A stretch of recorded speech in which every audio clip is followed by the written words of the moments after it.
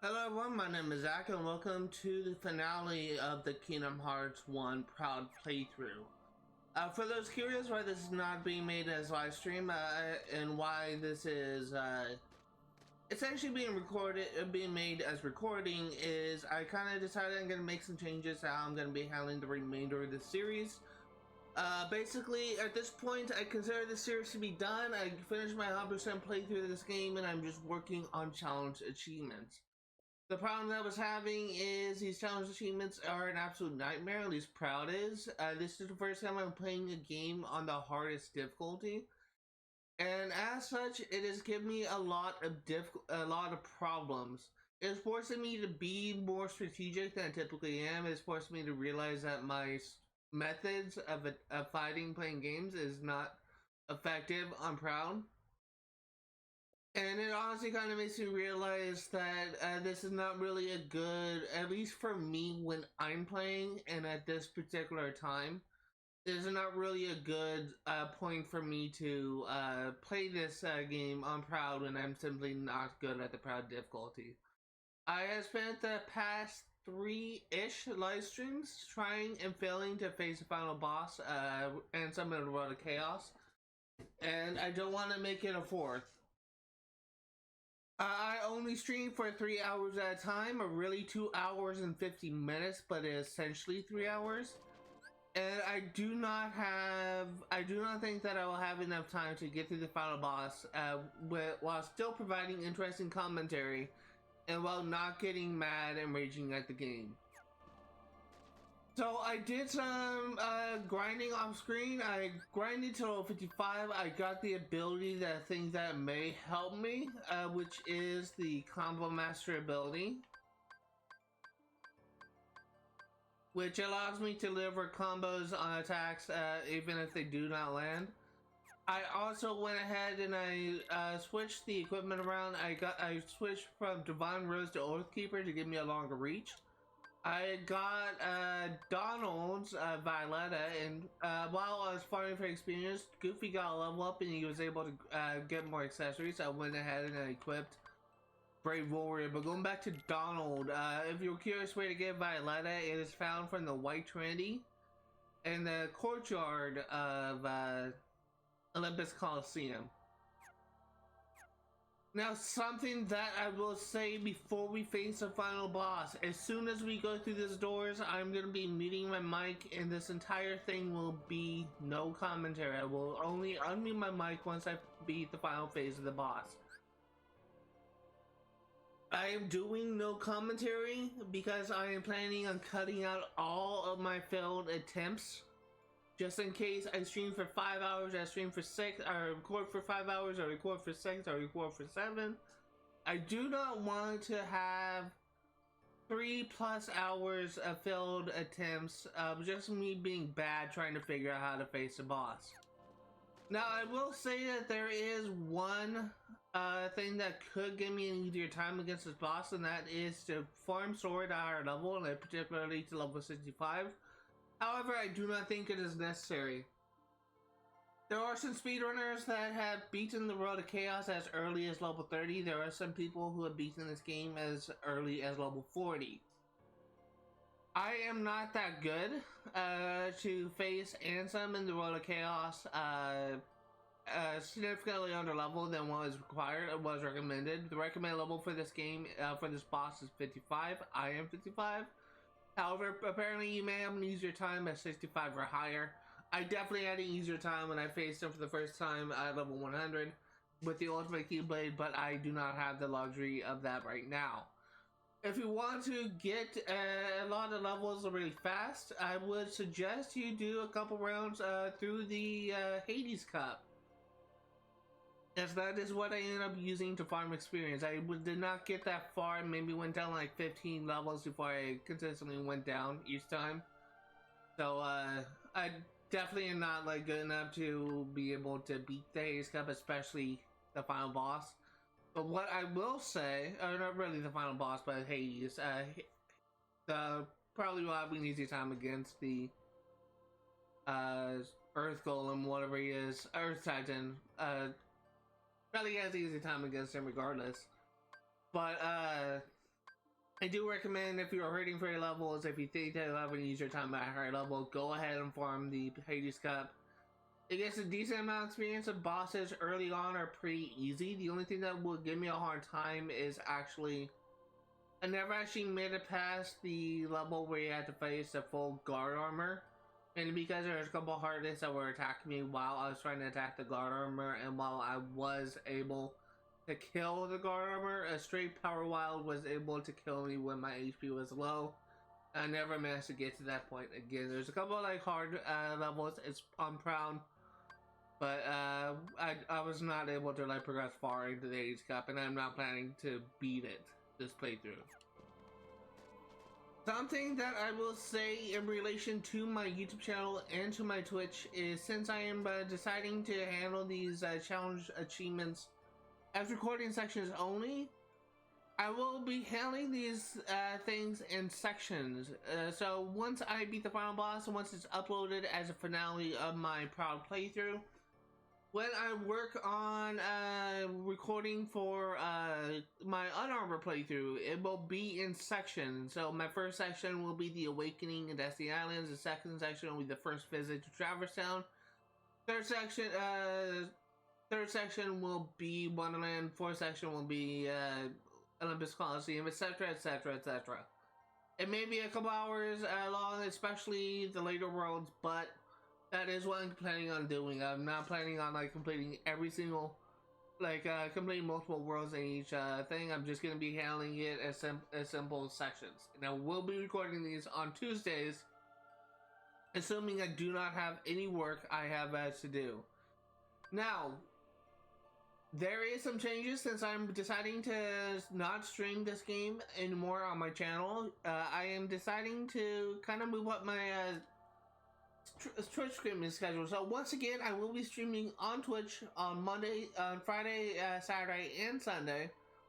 Friday, I will be streaming SimStreet Pass for 1% completion on the Xbox 360. Saturday, I will be streaming Assassin's Creed Rogue for the Xbox 360 for 100% completion.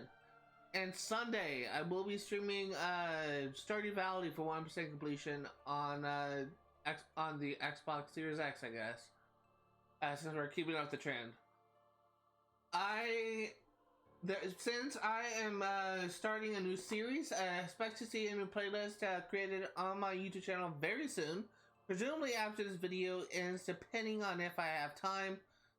And if there's one other thing that I will say, as I feel like that the introduction is getting long, is since I added starting a new game very soon, the queue schedule, the queue list has changed.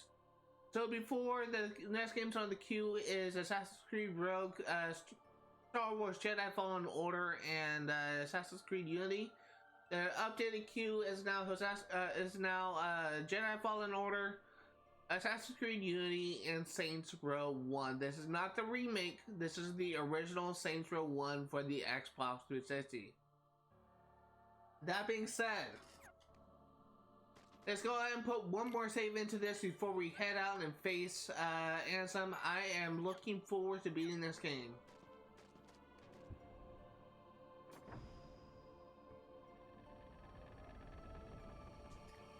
And without any further ado, let me mute my mic.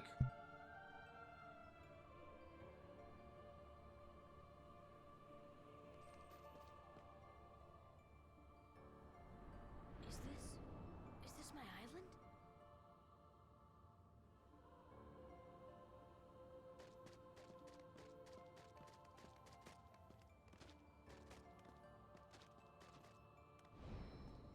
This world has been connected.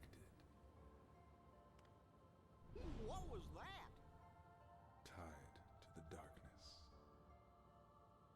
Soon to be completely eclipsed. There is so very much to learn. You understand so little. A meaningless effort. One who knows nothing can understand nothing.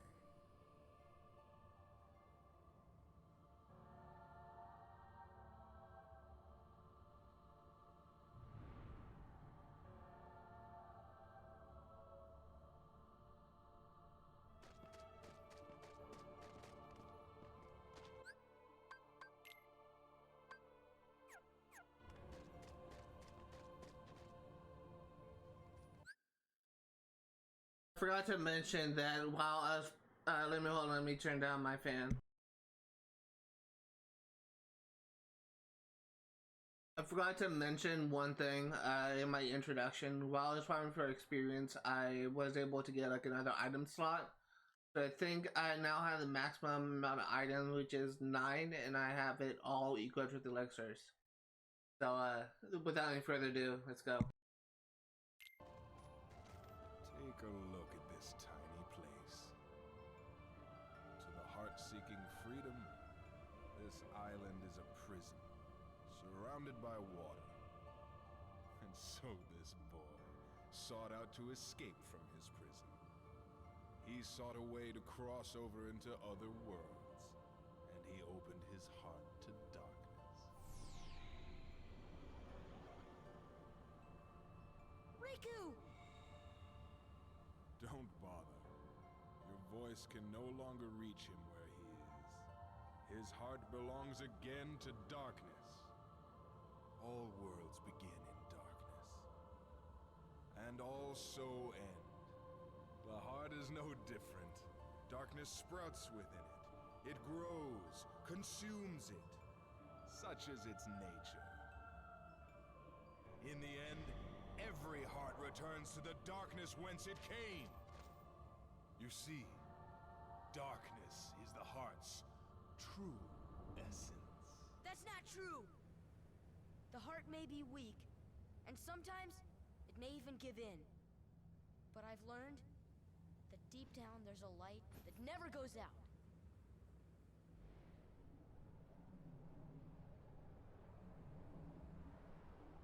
So you have come this far, and still you understand nothing.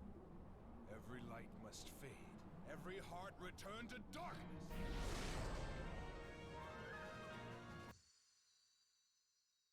Okay, so what I'm actually probably gonna do is, in case I do die, I'm actually going to kind of explain what happened. Like I'm probably just gonna linger on the end screen and just kind of explain what happened when I failed attempt, just so that people can learn from my mistakes. And the issue that I had was I forgot that strike rate doesn't actually show up unless you actually have an enemy locked on. So I got possessed a couple times, and I was trying to figure out like why strike raid wasn't unlocking, it wasn't activating, like why I couldn't use strike raid. And yeah, it was because I was stupid and I forgot that you need to have it. You need to have an enemy locked on. So muting in.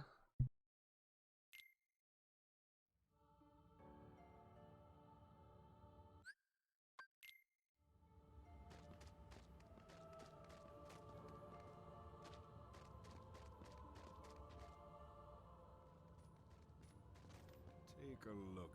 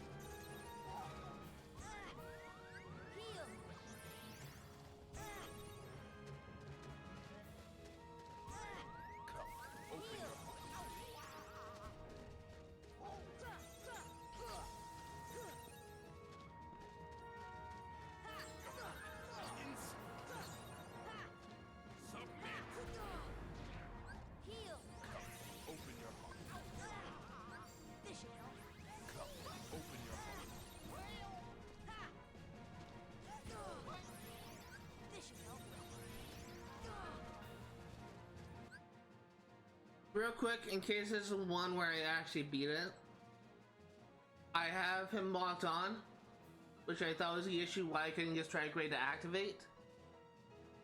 Why can't I use strike rate to interrupt his attack? That's what I do not understand. I am possessed. Strike rate is a valid strategy for interrupting his attacks. Why do I not have strike rate available? I have the MP to use it. It only costs 2 MP. It's not like I'm out. Why can't I use strike rate? Unpausing.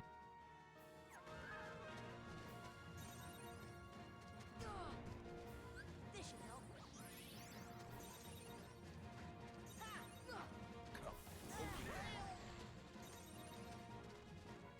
Heal. Submit.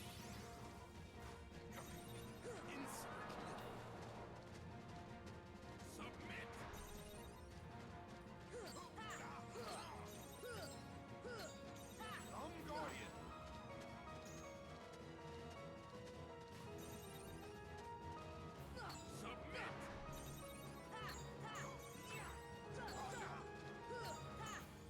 Guardian. Submit. I'm Guardian. Come on. I'm Guardian. Submit.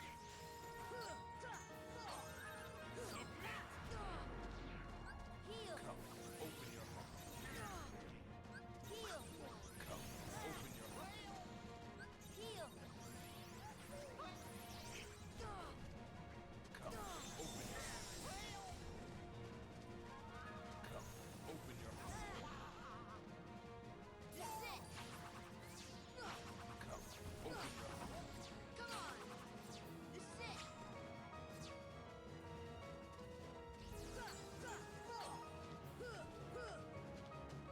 This is it. That's fucking stupid. Strike rate is, I guess, not that reliable, which is just dumb. I think I used one elixir, which is not bad, so I'll need to restock and use a cottage.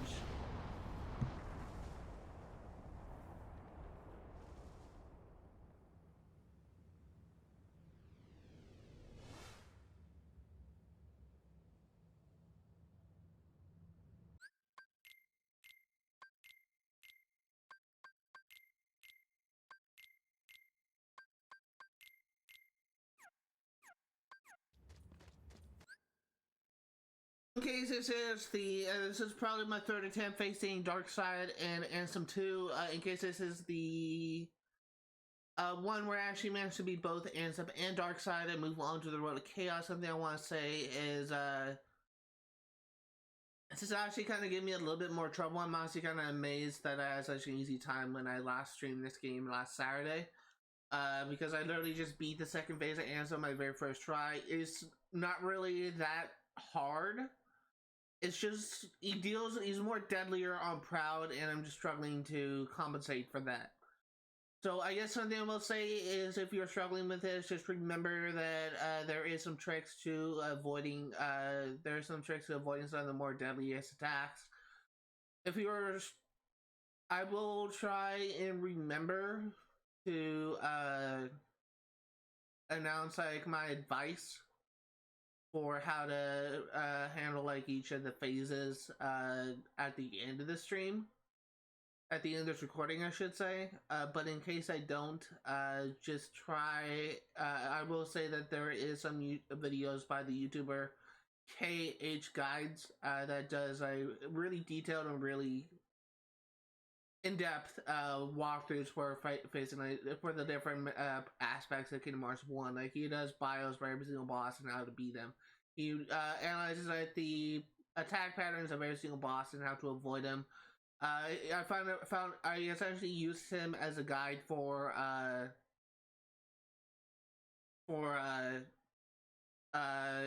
beating Road to Chaos and Ansem for the first time, and I'm probably gonna be using many of his tactics in this time around as well. But in case this is not the attempt where I beat Darkside and some, I will be repeating this advertisement at the end of this fight, at the end of this run, once we reach the credit scene. That being said, I'm pausing and unmuting, and I'm muting.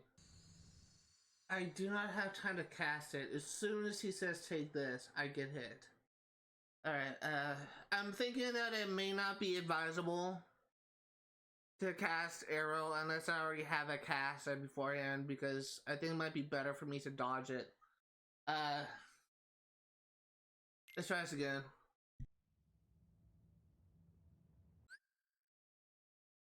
I will say, in case this is the attempt that I managed to beat Ansem and Darkside, I'm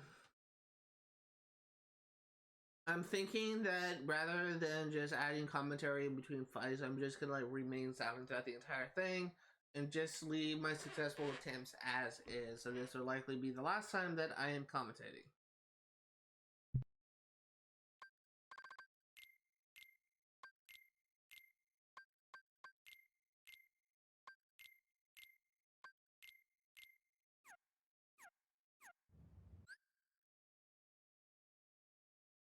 Okay, so that was a lie.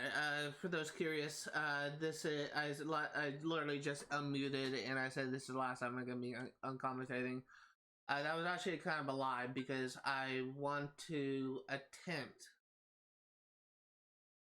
For those curious, the last time that I streamed this game on Saturday, I was using the Divine Rose. I was able to get a little bit further, but I was kind of having issues with the shorter reach and the fact that if I miss an attack, my combo ends. So now that I have Combo Master, I am actually gonna unequip WoC Keeper and re-equip Divine Rose for the strength boost and for the higher quality of the Keyblade. Something I will say is apparently the number by the Divine Rose, the name of the Keyblade, apparently does not actually mean the that it is a better Keyblade, because you can see Oblivion and WoC Keeper are higher on the list, whereas Olympia and is actually less on the list. So I think it's actually based on the. I'm not really sure. Someone actually made a video of it, but I didn't watch the full thing. But Divine Rose may do a little bit more damage, but it has a shorter reach, and I think because of that, that's the reason why WoC Keeper and Oblivion are considered to be better. But apparently, this is just something that I will say is apparently the number besides beyond the name does not actually mean like it is a stronger weapon. But don't quote me on that, because I am not an expert. It's just something I remember hearing at one point. But I am going to equip the Divine Rose and see if that gives me an easier time.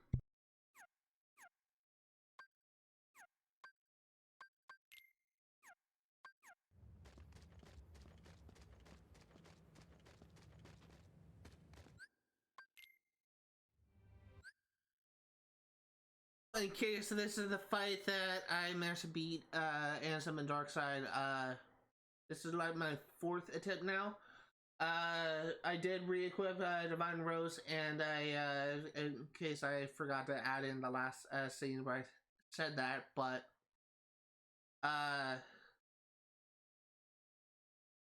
I'm unsure at this point if equipping Divine Rose will be the mistake that essentially kind of kills this run. We will see. If it helps me get past Ansem and Darkside, great. But it still doesn't really mean anything if I can't get past the Road to Chaos. So we'll see how this goes. For those curious, it's currently 12:35 right now. I've been streaming for about 40. I've been recording for about 42 minutes. I'm probably gonna stop recording at about 4-ish, so I'm gonna be recording for about 4 hours. If I am unable to beat this boss, then I will reload save and I will try again next Tuesday. That being said, I really hope that I manage to beat him this time around, and I'm gonna be muting and unpausing.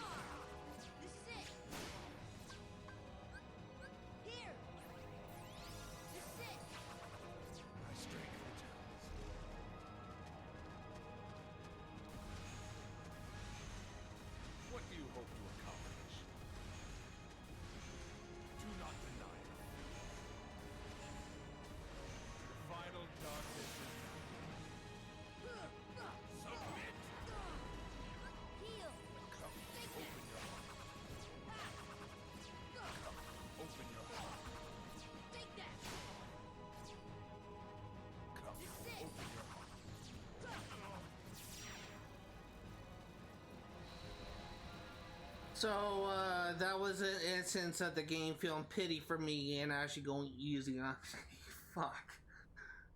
I'm actually gonna pause it before I let the cutscene continue. What happened was that was my fourth attempt facing Ansem, second phase of Ansem and the Darkside.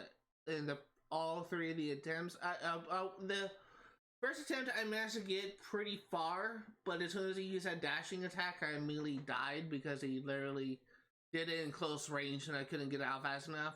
Second attempt, he opened with the dashing attack, and again, he was close to me and I couldn't get out of the way. Third attempt, I heard the cue of him using a dash attack and I was able to like get him down like 1 health bar. But I thought I could cast Arrow, but he killed me in the middle of the cast. And the fourth attempt, he actually went easy on me, as you saw, where he didn't use that stupid ability at all. But what I was trying to say, like in the previous runs, is like in between the previous runs, is if you're struggling with the Ansem 2 fight, just know that with his dash attack, just know that you can't actually counter it with a max level arrow skill, but it's honestly better to dodge to the side when he is dashing forward. I think, don't quote me on this, but I think you need to dash to the side and at an angle. I just can't remember if it's toward him or away from him. But that is how you're typically supposed to handle this. But again, if you have max level arrow spell, that's also like a good counter for it.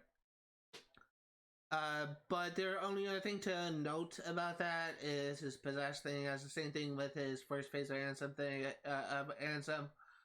His possess thing when he says submit is also like very devastating. So honestly, the best thing to do, if you saw in that fight, if you hear him say submit, dodge roll away, because that will cause him to miss you. But if he does hit you, strike rate is your best friend. Make sure you have the MP required for that, and also possibly make sure you are locked on. However, it's possible, like with the first phase of Ansem, that you will not have access to strike rate because for some reason it doesn't activate. If it does not activate and you're forced to take damage, do not let Ansem touch you when he says come open your heart, because that will either take away half of your health or it will straight up kill you, depending on where your health is at. So my best bet, if you don't have access to strike rate, and if you get possessed, try and keep Ansem at a distance and keep yourself healed up and try and outlast him. If you try and attack him, he does have like a freeze thing where he just halts movement if you just miss timing the attack thing. So it's honestly not recommended to attack him, at least not in my opinion. So really just, if you have strike rate, use it. If you don't, keep your distance and heal until the timer runs out. That being said, I am gonna let the cutscene play out. I'm gonna try and let my hand the World of Chaos. We are currently 51 minutes in. It's currently 12:44 right now. Let's see how we can do against the World of Chaos. And also, just fair warning, I'm gonna try and replicate a strategy I found on a YouTube video. I will discuss in the YouTube video in detail, and I'll also link the video that I used in the comment section down below. But pay attention. Try and pay attention to the pattern, my flight pattern when I'm avoiding the lasers, and try and pay attention to the strategies that I'm using, like my positioning, because that'll be helpful for you when you're facing the World of Chaos. I am not able to like give any more advice other than that because I have never actually been him on Proud, so I don't know how well the strategy actually works since I'm fighting him legit. Just as a reminder, when I did my first playthrough, I was able to like tank his hits and out damage him. So that's why I'm trying to face him legit, because I cannot actually do that strategy on Proud. That being said, I am muting, and we are gonna let the cutscene play out.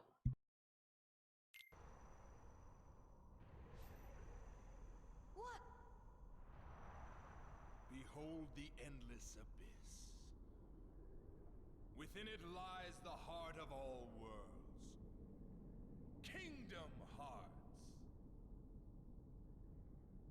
Look as hard as you are able. You'll not find even the smallest glimmer of light. From those dark depths are all hearts born. Even yours. Darkness conquers all worlds!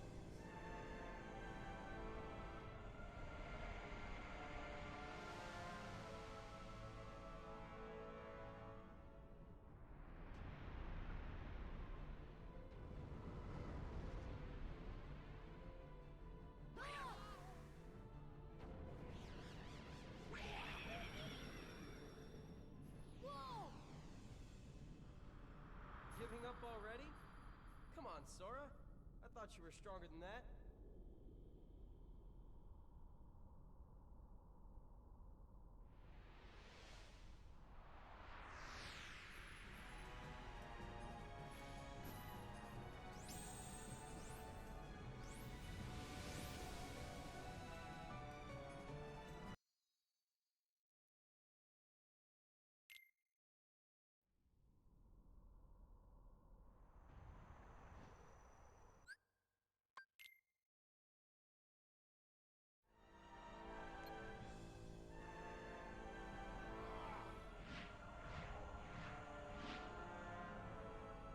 Return to darkness!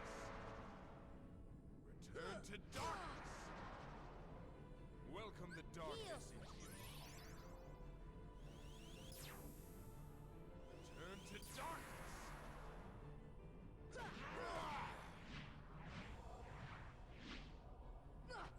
All shall be extinct.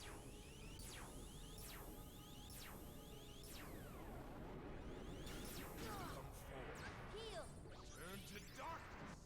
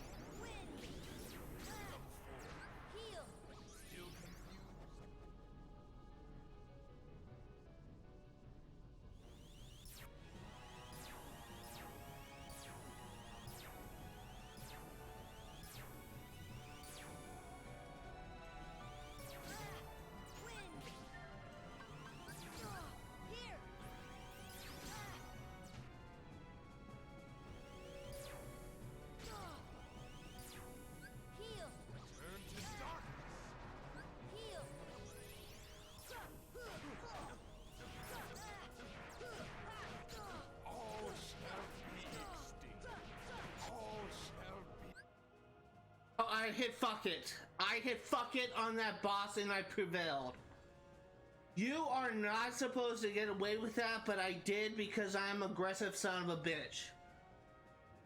If you are wondering what you are supposed to do, the way you can do that without taking damage is when he uses his desperation move where he summons like a million fucking lasers. You're supposed to fly up, fly down with only moving slightly to the left or right to avoid the lasers and getting a couple hits in between. I could not get that to work, so I just cast arrow, use like 5 fucking elixirs, and yeah,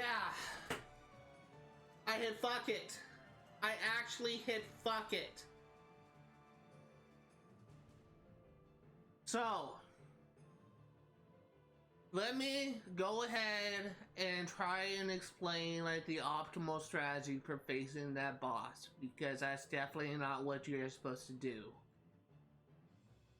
He really only has like 2 melee attack variations and a handful of laser variations. The safest spot to stand when attacking Ansem in the first phase of the World of Chaos is to stand or hover by the right pauldron of the Guardian, right where the P and the A is in pause. That is a safe space where you can just go in and attack in between attacks. There is 3 variations of lasers. One where you summons 2 lasers and then 3 lasers about 3 seconds apart. That can be avoided by flying up for the first 2 and flying down for the second 3. There is another variation where he fires a handful of lasers in quick succession with 1 delayed thing. Best course of action is to fly up for the first 4, fly to the right a little bit, and fly straight down. Apparently, what you are supposed to do for the final desperation move laser barrage is when he summons it, you fly up a little bit, you fly down a little bit to avoid the lasers, get a 1 or 2 combo in. 1 or 2 hit combo in. You fly up, fly down, rinse, repeat. He will be stationary, unable to move in that time, so you have to be quick in the attacks and you have to be precise. I am not that good. This is my 3rd time facing this guy, and I died to him 3 times now. So really, best bet is to try and like say fuck it and just cast arrow and tank the lasers. That's just really if you're not good at that game. Finally made it to the first phase of 8.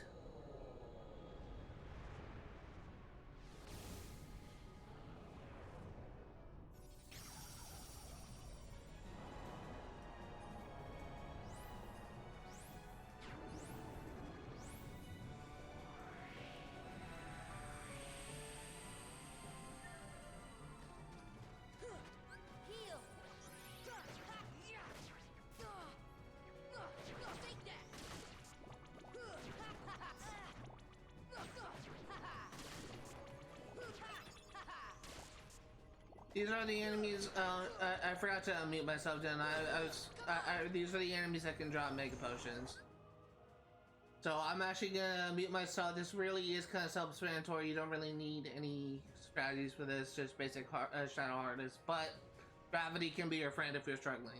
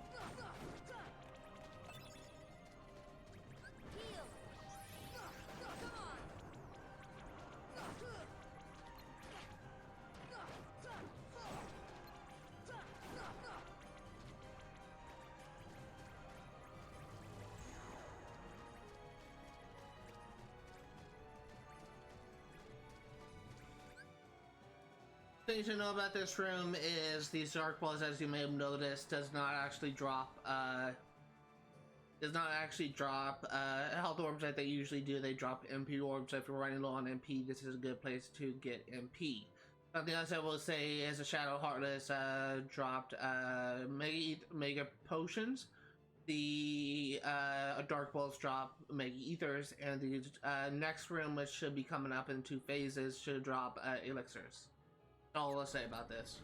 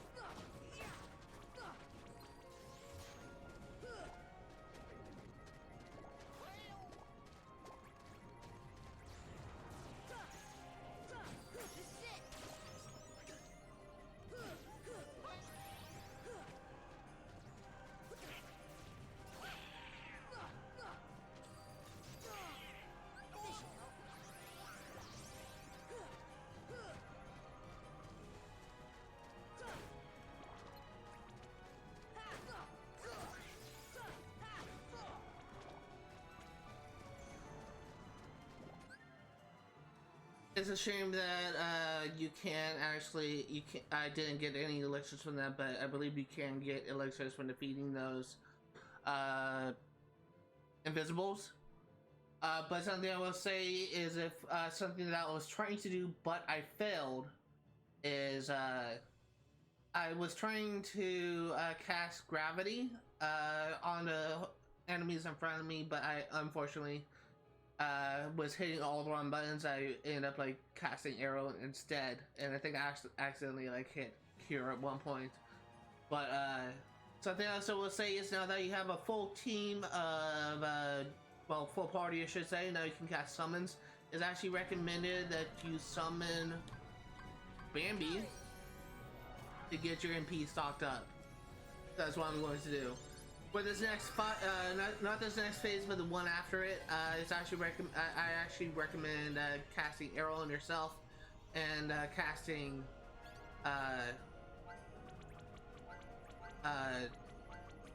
summoning Tinkerbell.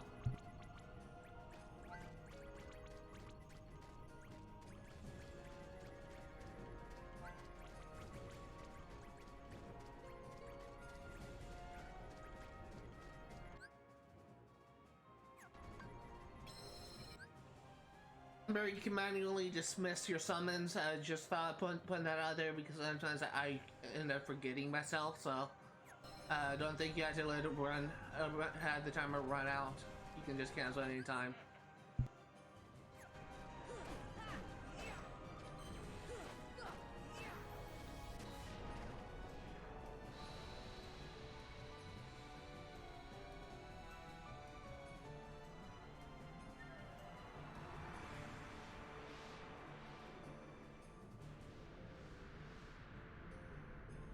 It's also your last chance to get any items. You can get Mega Ethers from these turrets. So go. I think you can get Mega Ethers and potions. So feel free to get items if you need it. I'm probably gonna farm it because I used a couple items in that phase. But you can. You only have like a limited amount of items you can get, and it's about 50% chance of dropping. So keep that in mind.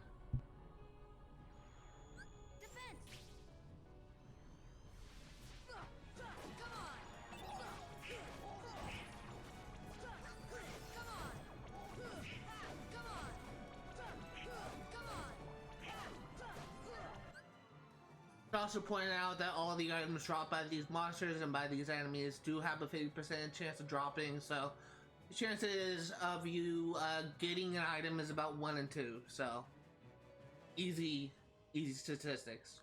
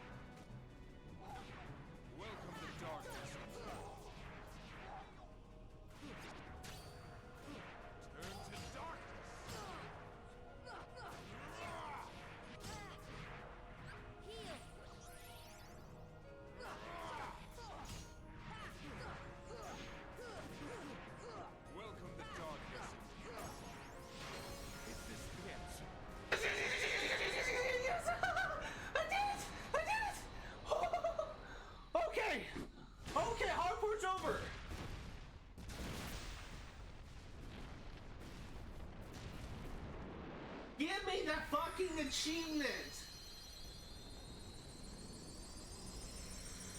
Oh my god, I did it! I beat my first Kingdom Hearts game. I'm proud!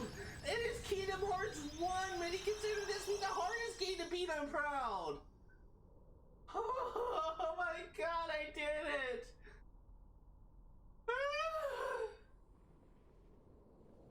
Oh, I love this scene so much! It is futile. The Keyblade alone cannot seal the door to darkness. Kingdom Hearts! Fill me with the power of darkness.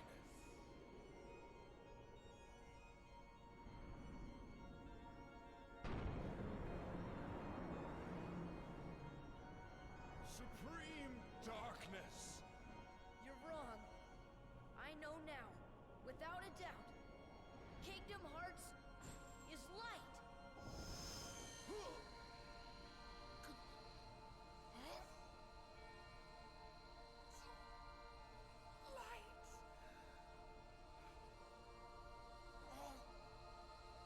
But why?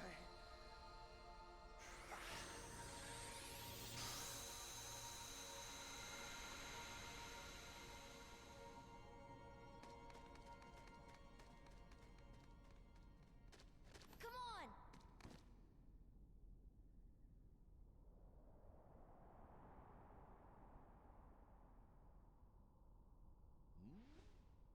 Whoa! Stop staring and keep pushing! Huh?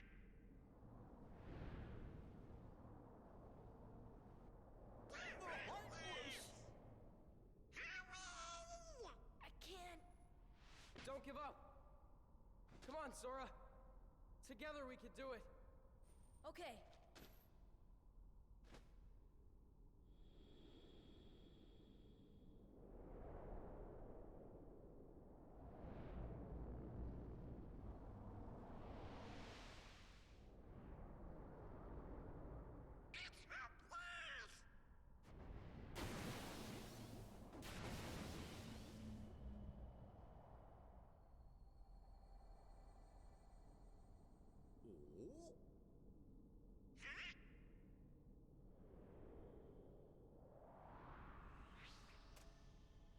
Majesty! Now, Sora, let's close this door for good. Close that trap! But Don't worry. There will always be a door to the light. Sora, you can trust King Mickey. Now, they're coming. Donald, Goofy, thank you.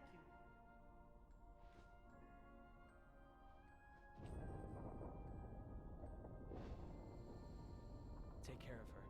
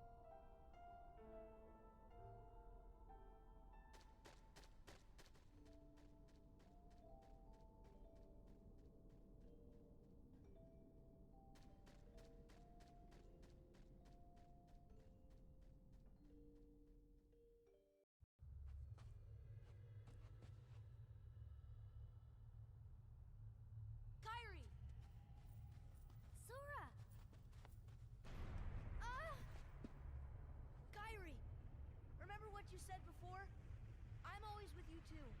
I'll come back to you. I promise. I know you will. Okay, so because of copyright, I have to mute this section, but should be able to get the Proud Player achievement very soon. Presumably after the credits once we get to the end of the game. So, my overall thoughts on this playthrough. This is the very first time that I've ever beaten any game on the hardest difficulty. I have started playthroughs of games on the hardest difficulty, but I was never really committed to them. An example is recently, as in a couple years ago, Far Cry 5, really like a few years ago. Far Cry 5 released a new difficulty called Infamous. They also released a achievement for beating the game on Infamous and for beating New Game Plus as well. So I played through Far Cry 5 on the hardest difficulty at the time, which wasn't Infamous, but you had to beat the hardest difficulty to unlock Infamous. And I only played until Liberating Falls End in John's region. So I never actually managed to beat that game. So that's one of the games I'm planning on coming back to and 1%ing on this channel. But it's going to be after I'm percenting all the previous Far Cry games before that, excluding Far Cry 1 and possibly Far Cry 2. I'm unsure.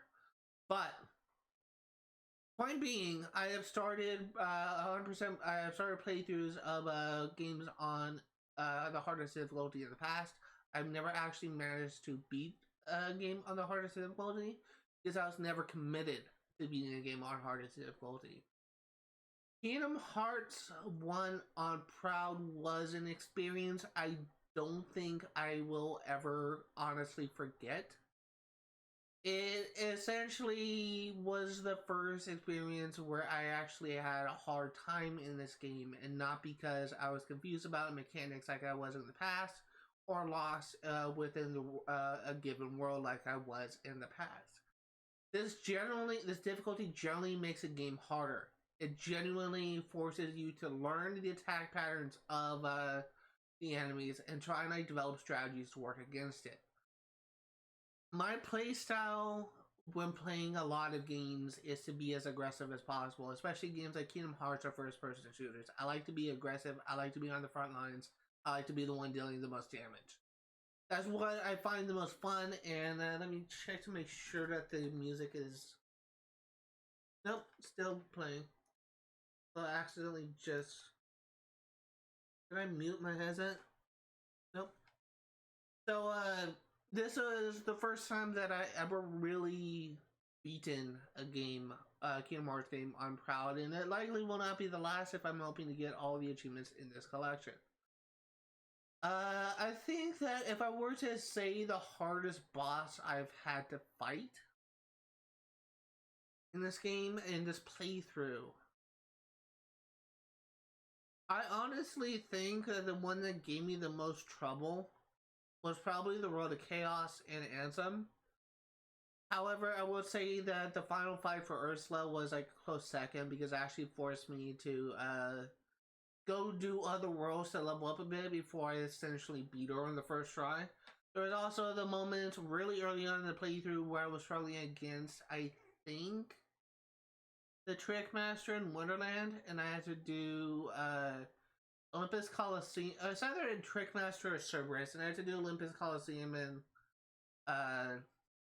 a Deep Jungle first before I was able to beat those bosses.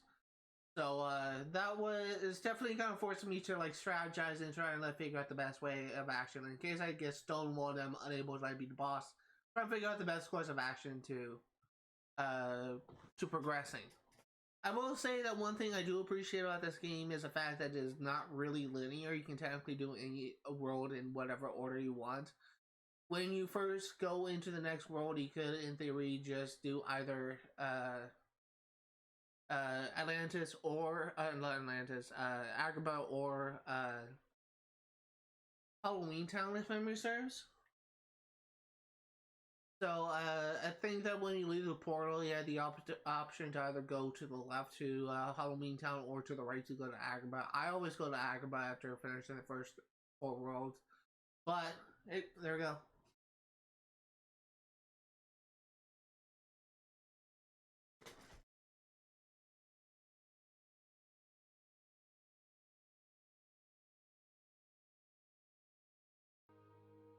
Gonna be unmuting since the song is not over. But I always end up going to Agrabah. I never really go into Halloween Town first because that's usually like a pretty harder world. But it does give you the option of like choosing different worlds, choosing your career. Like it'll be kind of suck. It'll force you to do like one world and then next world and then next world. I feel like that wouldn't be fun for an RPG, and I do appreciate that I was able to have the option to do other worlds and try and get stronger in order to try and like get into better standing to face certain bosses. If there's one more thing that I will say, it is that this difficulty forced me to recognize like some of the attacks from some of the enemies and how to best handle them. I never really had an issue with Soldier Heartless until this playthrough. I died to a Soldier Heartless for the first time in recent memory. Including my playthroughs, both 100% and proudest. To my knowledge, I've not died to a Soldier Heartless on normal. But I also don't think I've died to a Soldier Heartless in my previous playthroughs when I was younger. And this game really kind of made me realize that the basic enemies are actually pretty deadly. And I would say that if you are playing this game on the Proud, you really need to pay attention to the different enemy variants early on and try and develop strategies for handling them. That's really what I would recommend for any enemy, any boss, any optional boss, any regular enemy. Because this difficulty, from my understanding, forces you to look at an enemy's attacks and try and figure out the optimal strategy for dealing with them. You might remember when I first went into the end of the world, I ended up like struggling against the Invisibles because I couldn't figure out their attacks, and eventually I found a strategy that worked.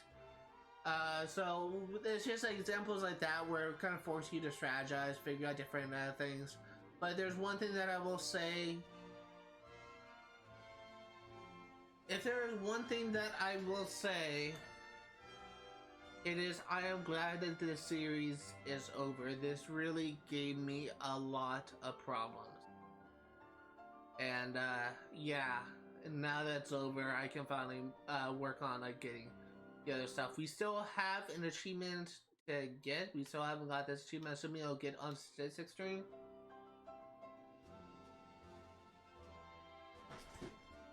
I'm actually gonna mute the thing because I'm kind of getting a little pessimistic. So just in case that this does get me flagged, in case this gets me flagged and then end up muting the song, just know that I'm at the point where I'm not really discussing like anything regards to my channel. I'm just reflecting on this project, so this section is technically skippable. But despite my struggles with the Proud difficulty, I still kind of had fun. The main issue that I had towards the end is I felt like that this playthrough was causing me to regress into something that I didn't want to be. For those curious, I have had 3 failed attempts at being a content creator in the past. The first one was a channel called Rage Masters, which is a really stupid name, I know, but I was like in high school then, and I thought it sounded cool.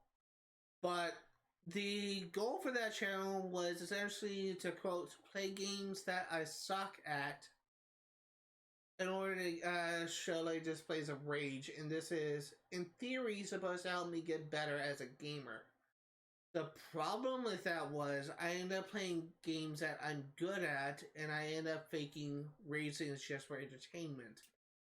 This is something that I was actually modeling after the YouTuber Dashi, who, in my opinion, is someone that displays fake rage for entertainment. And I've had friends that said, "Oh, Dashi actually really does get married. Get married. He really does get angry. This isn't staged at all." I remember watching a video of him of like someone like upstairs in his apartment just stomping around, and he turning to look up and saying, "Shut the fuck up!" So, in my opinion, I feel like that he does kind of overreact, and I think this is finally over.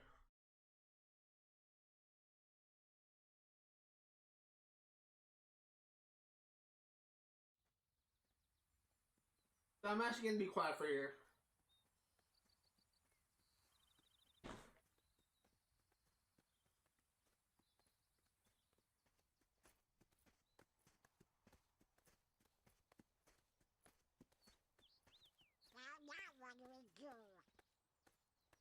We've got to find Riku and King Mickey. But, where do we start looking for that there door to the light?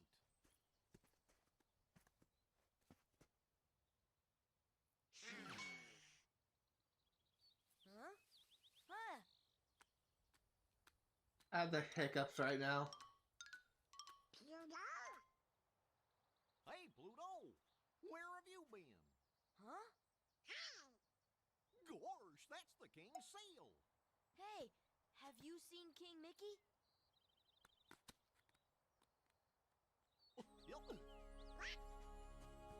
Guys, let's go.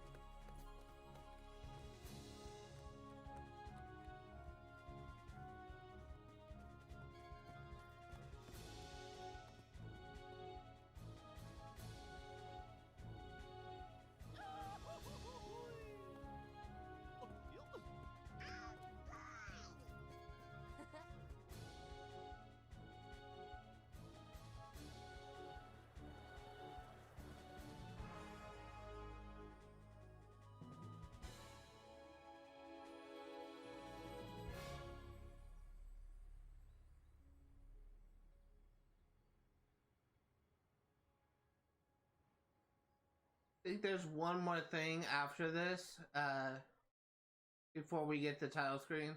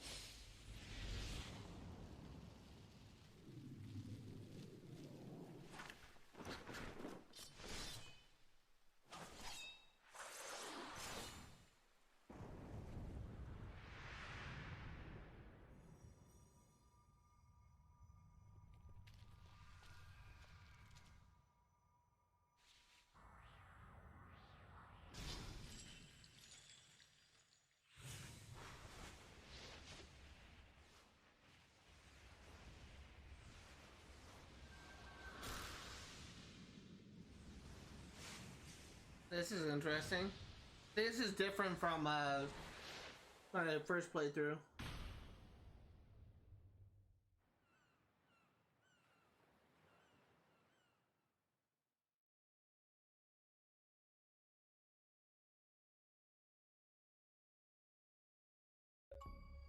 Hey! Biggest pain in the ass achievement of this game, in my opinion. So, wow, it's finally over.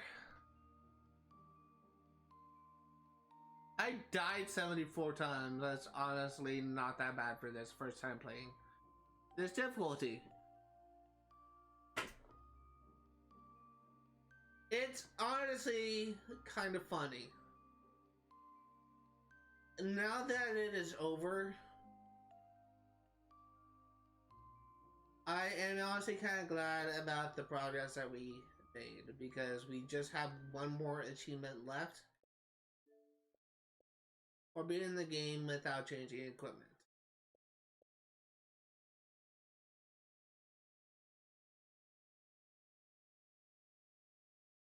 And we will be starting that playthrough next Tuesday. That being said,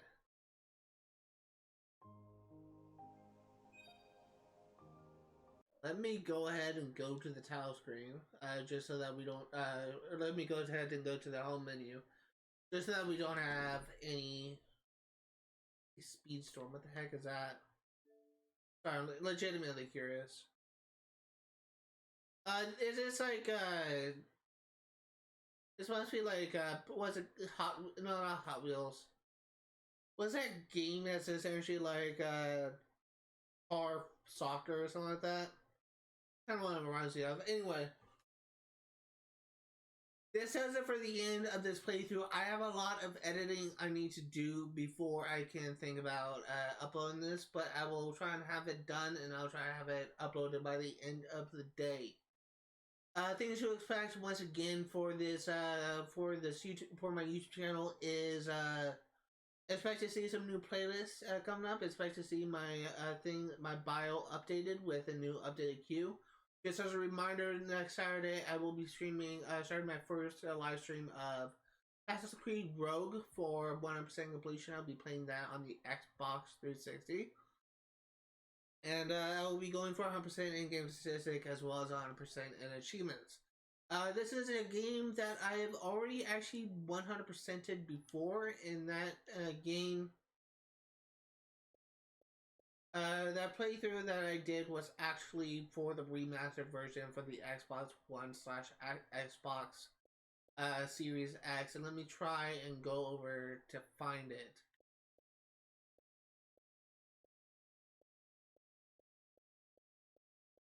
I 100% it a long time ago. Apparently, it was so long ago that the SDO collection, which was technically like the first game I covered on my YouTube channel and also on my Twitch channel, because I did my first series was Assassin's Creed Brotherhood on Twitch, and my first series on YouTube was Assassin's Creed Revelations on YouTube. But those two games and those every game in this channel in this collection, I am planning on redoing for YouTube purposes. I think it was Assassin's Creed 1, but at this point, I'm unsure about when that will be. Just give me a moment while I try and figure out like where this is. It is somewhere. I 100%ed it a couple of years ago, so it is a while. Apparently, they released a lot of new tracks with that, so I need to go with my friend and play golf with my friends to get the new achievements. Here it is. So as you can see, I already got all the achievements for Assassin's Creed Rogue Remastered. The achievements for Rogue Remastered is the same exact achievements for Assassin's Creed Rogue for the original 360. The only difference is I believe there are some differences in the optional objectives, but we will of course be doing everything you can do in this game. I need to look at the collection things, try to figure out like what I need to do in total. But let me go ahead and go up. I think I passed it.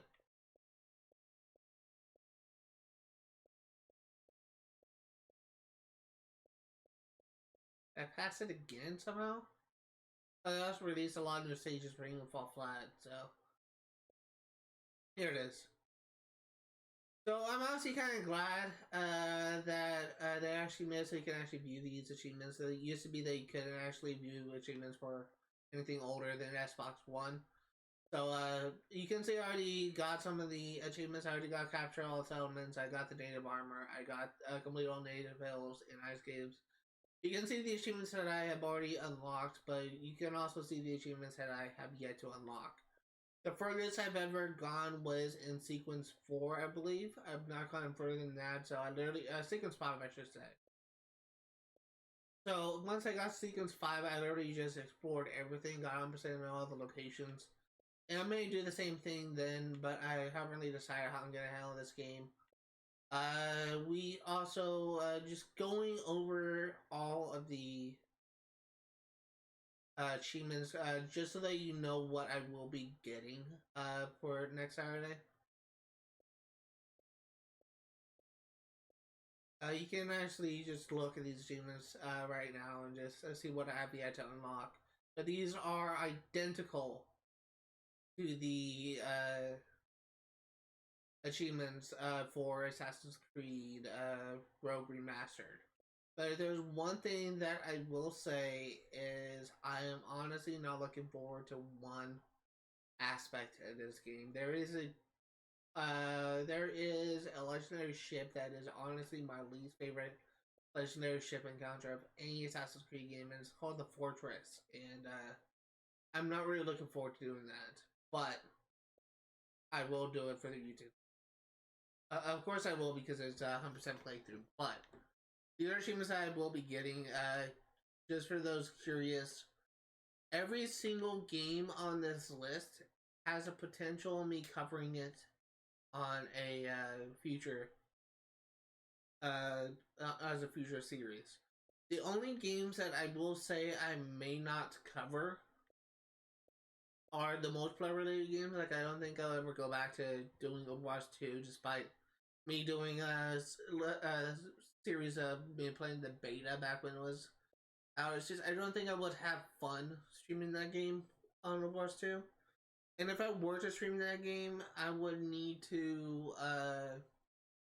stream it multiple times a week in order to ensure that I'm able to make decent progress on the battle passes and to make sure that I'm making decent progress on everything else. But that aside, there are some games that I just don't think that I would be willing to play on this channel. Now, for the most part, most of the games you will see, like Destiny 2 is another game that I don't think I would have fun playing on this channel. It's because I don't really care for Destiny 2. Despite me having a lot of playtime, it's just not the same as it was when it was launched. And it's not, people may consider the changes to be good, but I'm still kind of salty that they removed the campaign and the first two DLCs before I had a chance to beat the second DLC. Like, I was literally in the middle of beating Warmind before they completely deleted it and made it so you can't actually play the campaign anymore. But I'm still pissed about that, but they also rebooted how you play the game so many times that it's just not really the same experience as when I first played it and as when I first started enjoying it. I mean, people may consider the changes they made good, but I don't really enjoy the changes. But it's also very possible that I may play like some of the Lego games. Like it's very possible I may go back and I may stream Lego Star Wars and Skywalker Saga.